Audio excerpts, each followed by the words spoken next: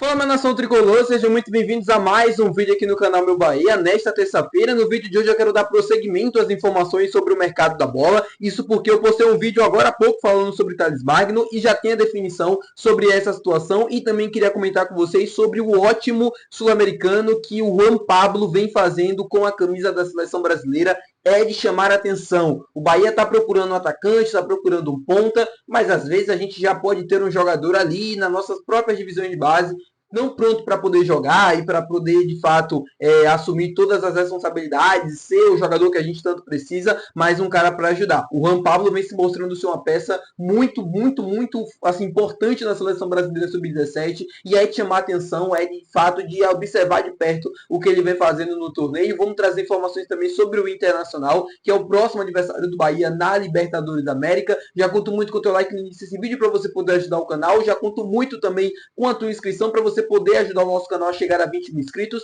Meu nome é José Victor, para quem ainda não me conhece, sou produtor de conteúdo aqui do Meu Bahia e também estudante de jornalismo. E vamos começar logo esse vídeo para a gente não perder tempo falando sobre justamente o confronto desta quinta-feira. Bahia e Internacional se enfrentam na Arena Fonte Nova. É a primeira rodada da fase de grupos da Libertadores da América, que inclusive iniciou no dia de hoje. A gente já está tendo jogo. Bolívar já está empatando com o Cerro Porteño. O jogo está no intervalo. No momento que eu estou gravando esse vídeo, o único brasileiro que entra em campo hoje é o Fortaleza, enfrentando o Racing da Argentina. Tem outros confrontos também pela Sul-Americana, mas isso aí não nos interessa, né? Segunda divisão do continente, né? A gente está na Libertadores da América, no principal torneio, e já tem alguns jogos rolando, e é bom ficar de olho, né? Para acompanhar, para entender um pouco mais do nível das outras equipes, para entender como é que vai ser em um possível confronto de mata-mata. Enfim, é sempre bom dar uma olhada. E o Bahia estreia em casa contra o Internacional, mas o Inter vem com algum desfalque, né? Um desfalque muito importante para esse jogo. Estou falando do goleiro Rocher,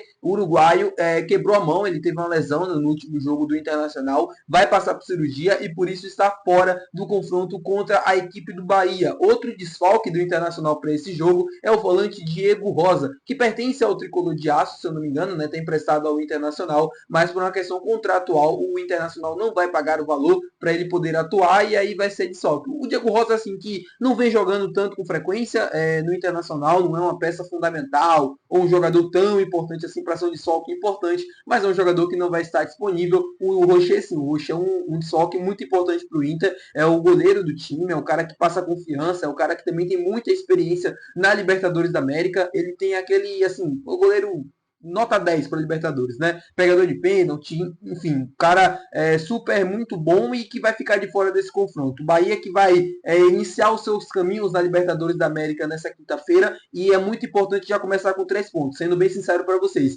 Essa Libertadores da América, para mim, é uma das mais difíceis dos últimos tempos, principalmente no grupo do Bahia, é o grupo da morte. O Bahia precisa pontuar o máximo possível que ele consiga, principalmente dentro de casa. Os 3 jogos que a gente vai fazer contra a Internacional, Nacional do Uruguai e Atlético Nacional de Medellín, a gente vai precisar pontuar em todos e não perder nenhum jogo. Fora de casa, quando é um pouco mais difícil, competitividade e tal, é natural que você possa ter um tropeço ali, um tropeço aqui, mas pelo menos uns 10 pontos eu acho que o Bahia consegue fazer nesse grupo e consegue encaminhar a sua classificação para as oitavas de final da Libertadores. Se vai ser em primeiro eu não sei, mas que consegue a classificação eu acho que sim.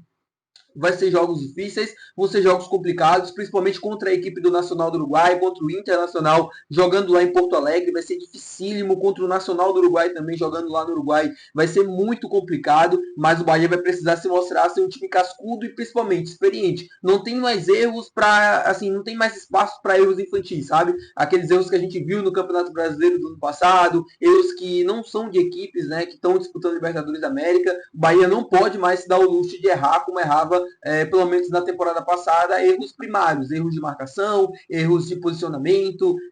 Eu me lembro muito bem daquele erro ali do Adriel no jogo contra o Corinthians, aquilo não existe. É impossível você querer disputar a Libertadores da América, querer chegar longe e estar com esses tipos de erro. Vamos falar agora sobre Juan Pablo, que na seleção brasileira vem fazendo, assim, chover. Na seleção brasileira sub-17. São 2 jogos até aqui, 3 gols marcados, 2 deles contra a Bolívia, no último jogo da seleção brasileira, quando o Brasil venceu por 3-0.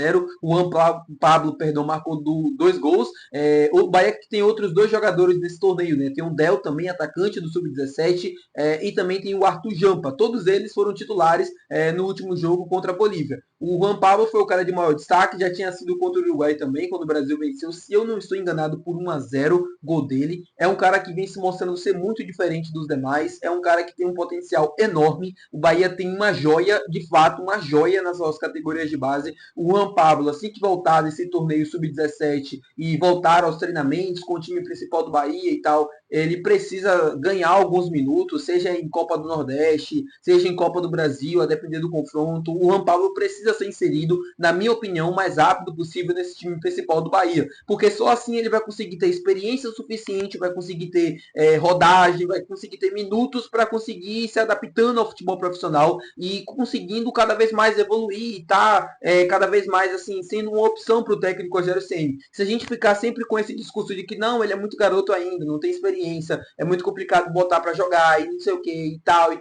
isso o tempo vai passando, ele vai ficando cada vez mais velho e ele vai perdendo a oportunidade de amadurecer mais cedo. A gente vê o trabalho, e aqui eu não estou comparando o trabalho do Palmeiras com o do Bahia. O Bahia está no início ainda do seu processo de estruturação das categorias de base, o Palmeiras já é uma potência há bastante tempo no futebol brasileiro. Mas a gente vê jogadores muito mais cedo sendo inseridos no time do Palmeiras, justamente por esse trabalho a longo prazo. E a gente vê o quanto isso vem dando resultado. O Endrick foi lançado com 15, 16 anos.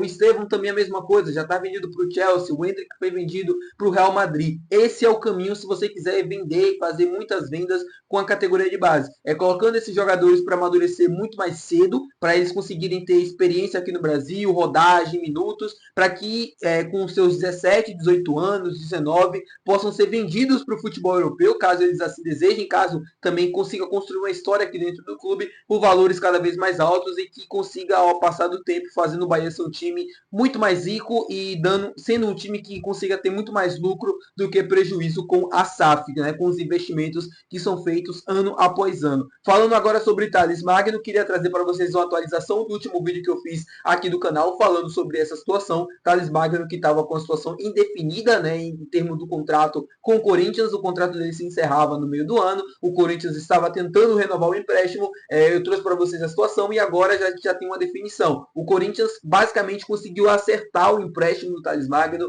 até o meio, se eu não me engano, até o meio de 2026.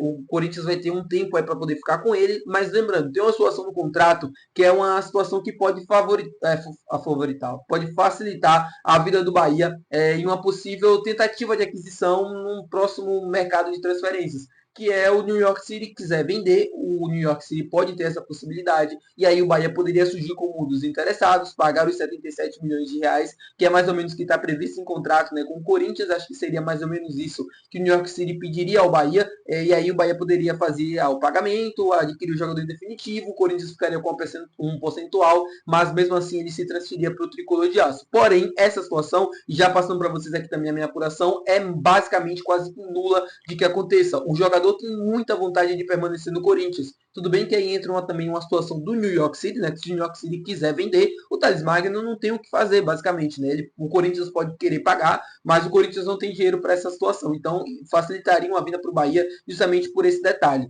Como eu falei para vocês, a conversa com o Cadu Santoro, ela não foi à toa. O Cadu é um cara que tem muita experiência no futebol, principalmente futebol sul-americano. Ele sabia muito bem o que ele estava fazendo naqueles 30 minutos, tentando conversar com o jogador para tentar convencer ele, mas a vontade do Thales Magno sempre foi continuar no Corinthians e essa situação basicamente já está quase que definida, é praticamente quase que improvável de que no meio do ano o New York City queira vender e o Bahia pague os 77 milhões de reais por ele. Não faz pelo menos assim, parte, né, do que o Bahia esteja fazendo no mercado nos últimos anos. Então essa situação não deve acontecer. Tá bom, meu povo? Muito obrigado por você ter assistido esse vídeo. Se você gostou, não esquece de deixar o teu gostei, não esquece de se inscrever no nosso canal. Até o próximo vídeo. Valeu. Tchau.